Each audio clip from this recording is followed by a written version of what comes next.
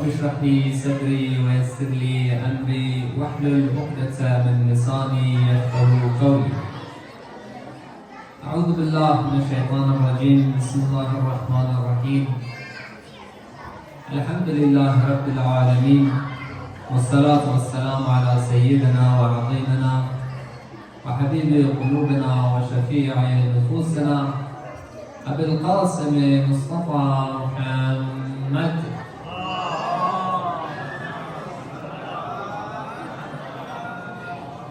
وعلى أهل بيته الطيبين الطاهرين المعصومين وأصحابه غر الميامين.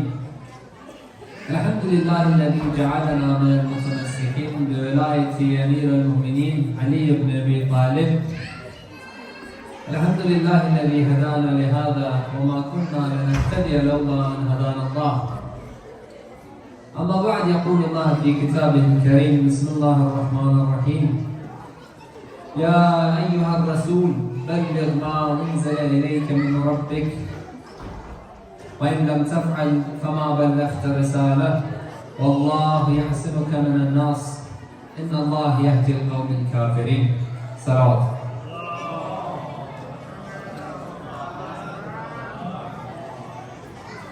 In the name of Allah, the most beneficent, the most merciful, master of all the worlds, creators of the heavens and the earth, I bid you all, my dear brothers and sisters in Islam, an Islamic greeting of Assalamu alaikum wa rahmatullahi wa barakatuh. Tonight we gather on a special event, perhaps one of the most special events within the history of the religion, and that being Eid al-Ghadir. When we consider our identity of being a Shia, we need to ask ourselves a question: why am I a Shia? Why is it important that I know my identity? When I question myself, then what I do or what I say, how I interact with others, makes sense to me. I'll give you an example. Whatever identity you identify with, if you have no knowledge of that identity, then life doesn't make sense to you. If, for example, you love football, soccer, and you love a specific team, let's say you like Manchester United.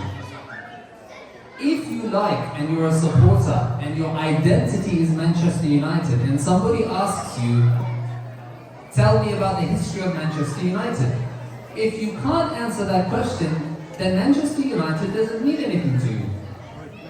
Likewise, if you say you're a football fan in general and you don't know what an offside rule is, then you're not a football fan whatsoever, because the very basics of that identity you don't understand. Likewise, when it comes to Shiaism, when we identify as Shia, it's important to know where my basic understanding of Shiaism comes from. Unfortunately, our ummah in general, there's an unwillingness to read and educate ourselves. Imam says the majority of ummah are like orphans. Orphans in what sense? Orphans not in the sense that they have no father or mother, but rather orphans in the sense that they're not willing to read. If my dad says something, then I follow him. If mom says something, then I agree with him. Do I read the Quran? Maybe sometimes. Do I know about hadith? Probably not. Do I reflect on what I read in the Quran and hadith? Never. So there's an unwillingness to read and educate ourselves. Which is why when we come to Ghadir, specifically one of the greatest and most important events, many of us don't know what it's about. Ask yourself, what do you know about Ghadir? Because it's a fundamental, basic or pillar of your identity. In a sense, we're just parrots. When we read the Quran, we read it, but we don't understand what we're reading. We are parrots, because parrots, they just copy whatever sounds the other person is making. Do they truly understand what that person is saying? Not at all. But they just repeat what that person is saying. We, unfortunately, many of us have turned into parrots, in the sense that we just copy what is said back to us. There's no reflection, there's no tafakkur. Eid al-Ghadir, or the event of Ghadir, I should say specifically, is Very important. But us, in our books, we're very limited in our understanding of books, especially Islamic books. The first book that we know in Islam is what? The Quran. Further than that, majority of the people don't know the Islamic books that are there. Specifically books of Hadith. If you ask a person within outside the school of Ahlul Bayt, what are the books of Hadith? They'll tell you there's Muslim, there's Bukhari, there's Tirmidhi, there's Nisa'i, there's Abu Dawood, there's Ibn Majah. These are your Sunni canonical works. If you ask a Shia today, what are your canonical books? They'll say Nahjul Balagha. Nahjul Balagha is not a canonical book. Nahjul Balagha is just a work by Sharif al-Radi. It doesn't, it's not included as part of the canonical hadith books within the school of Ahlul Bayt. In the school of Ahlul Bayt, you have, for example, Kitab al-Istibsar, Kitab al-Tahdhib, Man La Yahdhur al-Faqih, Wasail al-Shia. These are your canonical works. Many of us in this room are probably thinking to ourselves, I've never heard those books before. That's a question to reflect upon yourself. Anyway, coming back to Ghadir. Ghadir is so important because we say it becomes the perfection of the religion. The ayah that says, الْيَوْمَ أَكْمَلْتُ لَكُمْ دِينُكُمْ وَأَتْمَمْتُ عَلَيْكُمْ نِعْمَتِي. It means today I have perfected you, the religion. I have bestowed my favor upon you. So when we look at the event of Ghadir, we understand one thing quite interesting about it. The hadith or the muhaddithin that look at the event of Ghadir, the narrations, in the science of hadith, it has gotten so many narrators where it's now classified as mutawatir hadith. Because when you look at the gradings of a hadith or a narration, you have a da'if hadith, you have a hasan hadith, and you have a sahih hadith. And then you've got your highest, or perhaps one of the highest, is your mutawatir hadith, which is mass transmitted. The event of hadith, or Ghadir, has over 80 to 100 narrators. There are so many people who narrate hadith al-Ghadir, in the sense that there are so many people who understand and acknowledge that this event took place. But why is it so important? When we look at the narrators, the first Khalifa narrates this, Talha narrates this, Zubayr narrates this, Jabir bin Abdullah al-Ansari narrates this, Zayd bin Arqam narrates. There are many companions of the Prophet that narrate this hadith. Why does it become so important?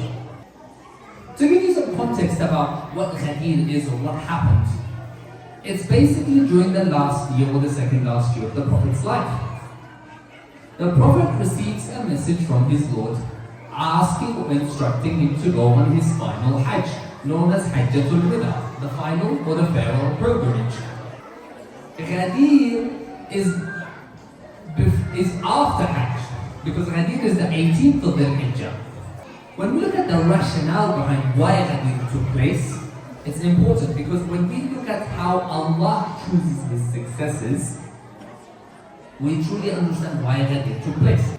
When you look at the life of the Prophet, or any of the Prophets, specifically the final Prophet, every single place when he left, he would appoint a successor. If he left Medina, he would appoint Ali. For example, he left the Battle of Tabuk, he left Ali in charge of Medina. He would leave his house, he would appoint a successor. He would leave a city, he would leave a successor. You're telling me that my Prophet left this world without leaving a successor? When we look at the Quran, every single successor that is chosen by God. When we look at the Quran, Allah's Sunnah, His way, teachings of appointing a Khalifa is through divine appointment. Let's have a look. وَإِذْ قَالَ رَبُّكَ لِلْمَلَائِكَةِ إِنِّي جَاعِلٌ فِي الْأَرْضِ خَلِيفَةً Surah 2 verse 30. And mention, O Prophet of God, when your Lord said to the angels, indeed I will make upon the earth an authority, a Khalifa. Another one, it says, Ya Dawood, إِنَّا جَعَلْنَاكَ خَلِيفَةً فِي الْأَرْضِ فَأَحْكُمَ بَيْنَ النَّاسِ بِالْحَقِّ. O Dawood, David, indeed we have made you a successor on the earth. So judge amongst the people righteously. When you ask our brothers from Ahlul Sunnah about Ghadir, they'll admit that the event took place. But what we fail to understand is the way we see Ghadir, We assume that our brothers in Ahlul Sunnah will see it the same. When you ask a brother from another school in Islam, say, tell me about Ghadir. They'll say, Ghadir took place. You ask them, did the event take place? They'll say, yes, it took place. Tell me what happened in Ghadir. Their understanding of Ghadir is completely different to our understanding of Ghadir. What do they say? They say Ghadir, it has nothing to do with Mawla means authority, what you guys are saying. Hadith in Ghadir means there was a skirmish between Ali and a companion, and therefore when Rasulullah said, Man kuntu Mawla fahada Ali Mawla, it's to resolve a dispute, to resolve a skirmish between Khalid and Ali from the taxes of Yemen, let's say. Because in the 10th year of Hijrah, Imam Ali and Khalid and a couple of other companions was sent to Yemen, A, to convert them to Islam, B, to collect the taxes, and then come and meet him at Hajj. Khalid ibn Walid goes first to see if he can convert the people of Yemen. Khalid's approach, unfortunately, it's a bit harsh. It's not inviting. The people do not convert. He tried very long. But the Quran says, "Ud'u ila sabili rabbika bil hikmah." Invite to the way of your Lord with wisdom. Khalid tried, he couldn't convert the people of Yemen. So when Imam Ali, in a span of 2 to 3 days, converted the entire of Yemen to Islam. Why do we say he is Nahjul Balagha? Because his Balagha, his eloquence alone is enough to convert the entire country of Yemen to Islam within 3 days. In the event relating to Yemen, there was a skirmish, there was an argument. A complaint was made about Imam Ali from the other companions. They came to the Prophet, they complained. They said, Ya Rasulullah, Ali has taken more of the taxes for himself than he has left for us. So they made a complaint to the Prophet. Rasulullah replies quite beautifully. What does he say? He says, Ma turiduna min Ali. Ma turiduna min Ali. Ma turiduna min Ali. What do you want from Ali? What do you want from Ali? Inna aliyan minni wa ana minhu. Indeed, Ali is from me, and I am from him. Ali is harsh against his enemies, but he is never deceitful in his religion. He will stay loyal to Allah and he will never leave Allah subhanahu wa ta'ala. I don't want any of you to have this claim against Ali. The issue between this dispute was already solved during or before Hajj. One question arises in this instance is, why did the Prophet not announce Imam Ali's successorship at Hajj? It's a valid question. Because at Hajj you have everybody there, the Hujjaj, the pilgrims, they're all there. So conveniently you can make that announcement there, true? Why does the Prophet not announce it there? The Quran answers it quite beautifully. ما ينطق عن الهوى إن هو إلا وحي يوحى. He does not speak of his own will, but rather it is divine revelation from his Lord. Meaning what? The appointment does not come from Rasulullah. It comes from the God of Rasulullah, the Lord of Rasulullah. After Hajj, when everybody of the Hujjaj are coming towards their houses, they're going towards home, an ayah comes down to the Prophet. يا أيها الرسول بلغ ما أنزل إليك من ربك وإن لم تفعل فما بلغت الرسالة والله يعصمك من الناس إن الله لا يهدي القوم الكافرين. O Prophet of God, preach that which has been bestowed upon you. If you do not, it's as if you've never preached the message at all. Wait. Question. Zakat he preached, Hajj he preached, Salah he preached, Salam he preached, Amr bil Ma'ruf he preached, Nahy anil Munkar he preached, Jihad he preached. What else is there left to preach? You're telling me 22 and a half years of prophethood, let's say 13 years in Mecca, 10 years in Medina, preaching about Islam, all of that goes to waste if he does not preach this message? What is so special about this message? Another beauty I find in the Quran is that when the Prophet is addressing Allah is addressing Rasulullah, it's Ya Ayyuhar Rasul, Ya Ayyuhan Nabi. It's a form of respect that Allah uses for His prophets. When we look at the other prophets in the Quran, it says, Ya Adam, Ya Zakaria, Ya Musa, Ya Isa, Ya Dawud. It's mentioning them by name. But the Holy Prophet is out of respect. Ya Ayyuhal Rasul, O Prophet of God. How much respect Allah has for His prophets. The narration is, there are many narrators, but one of the narrations from Abu Sa'id al-Khudri. He says, this ayah was in honor of Imam Amir al-Mu'mineen on the day of Eid. What does he say?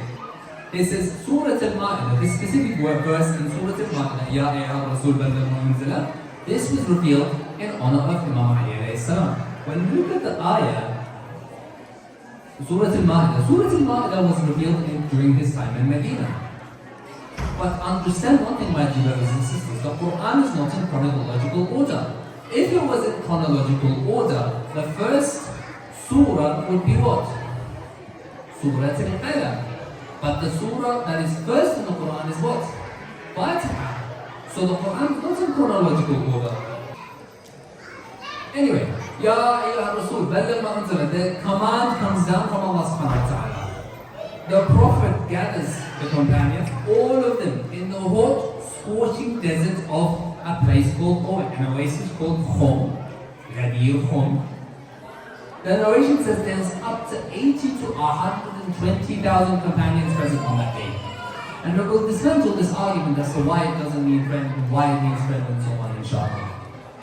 So the Prophet tells Salman, alayhi salam, the great companion, to build a stand of saddles, a stage, so that everybody around him can see. One narration says camels, rug or meat, but anyway, the point is they use it to build a stage so that the Prophet can get up and make this announcement. The Prophet begins his sermon. The sermon is quite long. I'm not going to say recite the entire sermon. The sermon, they say, is up to 3 hours long, but I'll keep it concise, inshallah. He first begins by praising Allah in the name of God, most beneficent, most merciful. Then he talks about his duties upon the people, and so on and so forth. Then he begins to say what? Ya ayyuhan nas, inni tarikum fikum al-thaqalayn, kitab Allah wa itrati ahli bayti. O people, I have left amongst you two weighty things. Thaqalayn. Thaqal is what we call heavy or burdening in the Arabic language. Therefore, thaqalayn is two burden or highly important things. إِنِّي تَارِكُمْ فِيكُمْ الثَّقَلَيْنِ كِتَابَ اللَّهِ وَعِتْرَةِ أَهْلِ بَيْتِي. Unfortunately, many books of hadith say Quran and Sunnah. Actually, the only one that I know says Quran and Sunnah is the Muwatta of Malik. Bukhari says Quran and Sunnah. For example, Tabari says Quran and Sunnah. Nasa'i, all the other books say Quran and Ahlul Bayt. But we're not going to get into that topic. ما إن تمسكتم بهما لن تضلوا بعدي أبدا. They will never ever, if you hold on to them, you will never go astray. They will never separate from one another until they reach me in the pool of Kawthar. Which means what? That's the first proof of the 12th Imam being alive today. If anyone asks you, prove to me that the 12th Imam or the 12th Imam is alive today, Hadith al-Thaqalayn is one of your greatest proofs. Why? Because if the Quran is infallible, which we all agree it's error-free, then that means whatever is alongside the Quran is infallible. The Prophet said they will never leave one another. Quran will never leave Ahlul Bayt, Ahlul Bayt will never leave Quran. Ma in tamassaktum bihima lan tudillu ba'di abada. You hold on to them, you will never ever go astray. That's your first proof of the Quran, of the 12th Imam being alive today. Secondly, if the Quran is the word of God, Ahlul Bayt is the talking Quran, the walking Quran. Therefore, whatever Quran says, Ahlul Bayt go with. And whatever Ahlul Bayt go with is in line with what the Quran says. When we follow Quran and Ahlul Bayt, this is exactly the hadith why. Then we go to the context of Mawla. Because a lot of postulations and arguments that are put forward is that Mawla means friend. They're right, Mawla in the Arabic language can mean friend. Mawla in the Arabic language has up to 23 different meanings. Mawla can mean friend, Mawla can mean master, Mawla can mean slave. Mawla has up to 23 different meanings. But like in English, in Arabic, like in English, when you have a word that has multiple meanings, what do? You look for the context of that word. True? So you can't say, if somebody says somebody's the lion of the sea, will you take it literally and say somebody's the lion of the sea? It doesn't make sense. Theoretically or metaphorically, it's saying somebody is the very powerful in the sea. Let's say he's the king of the sea. So when we look at the word Mawla, the Prophet gives the context of Mawla to a surah, an ayah in the Quran. What does he say? He quotes Surah 33 verse 6. النبي أولى بالمؤمنين من أنفسهم. The Prophet has a stronger or greater right over the believers than they have over themselves. Which means what? If the Prophet asks you to do something and you want to do something else, the Prophet, his ruling is above your ruling. Whatever you have a jurisdiction of, the Prophet's jurisdiction overrules your jurisdiction. If you want to go somewhere and the Prophet tells you don't, you're not allowed to go. النبي أولى بالمؤمنين من أنفسهم, meaning the Prophet has a greater authority over you. Then he says, look, I've given the context. Then he says, ألست أولى بالمؤمنين من أنفسهم? Do I not have more authority over the believers than they have over themselves? The companions, they said yes. Then he begins, Allah mawlai wa ana mawla al-mu'mineen. أنا من كنت مولاه فهذا علي مولاه. اللهم وال من والاه وعاد من عاداه وانصر من نصره واخذل من خذله. What does he say? Because now the context, it doesn't mean friend anymore, it means authority. When they said, yes, Ya Rasulullah, you have a greater right over me, then he says, in that case, the Prophet lifts Ali's hand so high. In one narration says, we saw the Prophet lift Ali's hand so high, we could see the whiteness of the armpit of Rasulullah, where he said, whoever I'm a master of, Ali is his master. Oh Allah, be a guardian to whoever takes Ali as his guardian. Be an enemy to whoever takes Ali as his enemy. Question. If Mawla means friend, let's say, argument's sake, Mawla means friend. Did you observe the context of friend? Let's have a look. Because a lot of the arguments that's put forward is Mawla means friend. Okay, no problem. Did you observe that friendship? Let's have a look. Fatima al-Zahra dies months after her prophet, her father and her prophet. Imam Hassan, his shroud, his coffin is fired with arrows. It's taken out of his ribs and fired with arrows. Imam Ali, 3 civil wars against him in a matter of 4 years. Jamal Safin Nahrawan, where exactly are you being a friend to Ahlul Bayt? Hussein bin Ali, Karbala, you all know it. Where exactly did you show friendship? If Mawla means friend. After this sermon was done, the Prophet asked everyone to congratulate him and Ali. Everybody comes and says, Bakhan, Bakhan, laka ya Ali. Congratulations, many congratulations, O Ali. For you have now become the Mawla over me and everybody else. Question. If Mawla means friend, why do you need to congratulate someone? Because the context that's put forward from another school is Mawla means friend, hand of Ali was lifted, therefore the Prophet said, whoever I'm a friend of, Ali is his friend, dispute resolution, therefore, that's the idea. Okay, if Mawla means friend, why is there a need to congratulate someone? Naturally, if there's a fight between someone, you go at the end and say, congratulations, you're my friend now. Another meaning that puts forward, another subtle meaning that's put forward is that there was envy towards Ali. That's why Mawla means friend. If there wasn't envy against Ali, Mawla would not mean friend. Mawla would not even need to be used in that sense. I'm telling you, Mawla, or let's say jealousy or envy, was up to here at that time. Because every merit at that time was going towards Ali ibn Talib. Every merit. When that is finished and everybody's congratulated, Surah 3, verse 3 of Surah Al-Ma'idah revealed, اليوم أكملت عليكم اليوم أكملت لكم دينكم وأتممت عليكم نعمتي ورضيت لكم الإسلام دينا. Today I have perfected your religion and completed my bounty upon you. And I am satisfied that Islam is your religion. Imam al-Sadiq was asked, what's the greatest Eid? Eid al-Adha? He said no. Eid al-Fitr? He said no. He said the greatest Eid is Eid al-Ghadir. Why? Because it was the day that the religion was perfected through the wilayah of Imam Ali alayhi salam. When this finishes, news spreads rapidly across the Arabian Peninsula. A man by the name of Nu'man al-Fahmi hears this news that Ali is appointed as a Mawla at Ghadir. He comes to Medina, rides his camel, comes to Medina, and he says, he comes to the Prophet, he says, Ya Rasulullah, is the announcement that you made in Ghadir, is that true? The Prophet says, yes, it's true. This is mentioned in the Quran. سَأَلَ سَائِلُكُمْ بِعَذَابٍ وَاقِعٍ سَأَلَ سَائِلٌ بِعَذَابٍ وَاقِعٍ Surah 70, verse 1 to 3. A question about a punishment that was inevitable.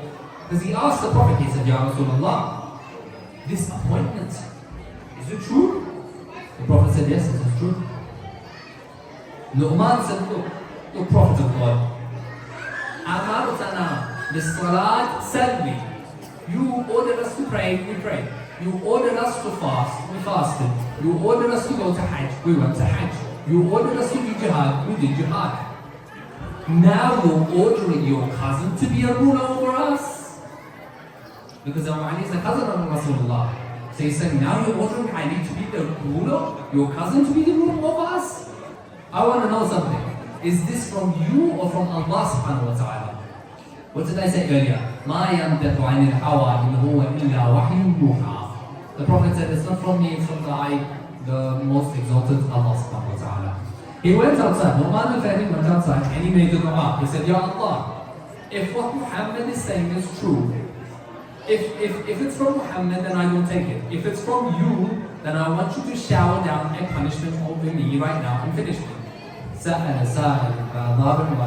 He asked, at that moment, from the sky, a stone fell, killed him, finished him on that instant. This teaches us a lesson. Why? If you pray, fast, but the wilayah of Amir al-Mu'minin is not your heart, means nothing. You know why? Because al-yawma akmaltu lakum dinakum was made when?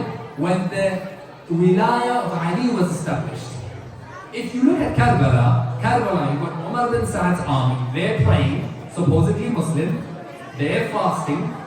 I'm telling you, some of the soldiers of Umar bin Sa'ad, we could never get up to the level when it comes to praying and fasting. But one thing what they were missing in their ibadah was the wilayah of Ahlul Bayt. Which means what?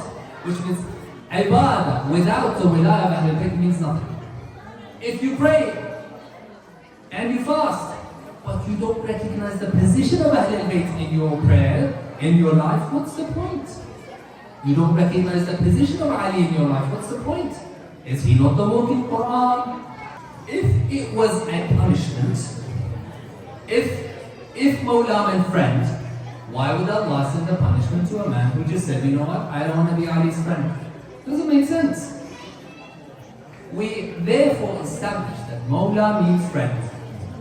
Of course, there's many more things to talk about, unfortunately, but there's not enough time, so I'll just conclude it now with a beautiful poem that is dedicated to Imam Ali. When we look at Imam Ali, he was victorious in many battles. He was victorious in every aspect of his life.